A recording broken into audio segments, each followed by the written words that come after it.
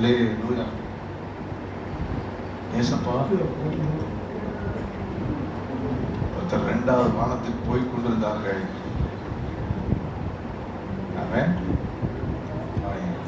சிலர் தூங்கலாம், சிலர் தூங்கவே கூடாது. கவனிங்க, நீங்க யாரு கண்டுபிடிக்க ட்ரை பண்றீங்க, நான் காட்டி கொடுக்க மாட்டேன்.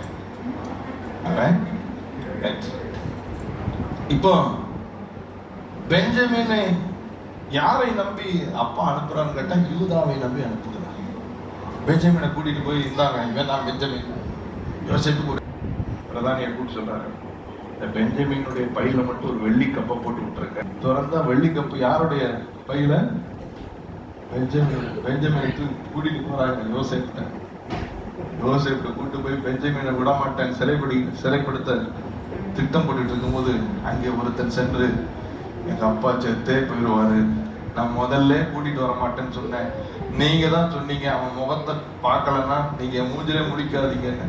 நீங்க சொன்ன வார்த்தைக்காக நான் எங்க அப்பா யாக்கோபிட்ட பேசி சரி பண்ணி நம்ப வச்சு நான் கூட்டிட்டு வந்திருக்கேன். இப்பயும் பெஞ்சமின் இல்லாம ஊருக்கு போனேன்னா எங்க அப்பா நிறைய வயதுல இறந்தே போயிடுவாரு, தயவு செய்து பெஞ்சமினை விட்டுருங்கன்னு சொல்லி யோசேப்பினிடத்துல தன்னலம் இல்லாமல் பரிந்து பேசினதும் இந்த யூதாதான்.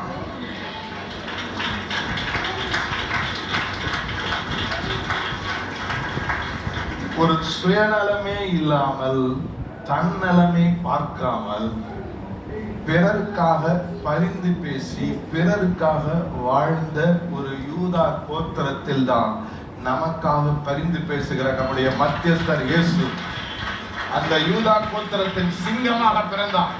பலமாய் தட்டி தேவனை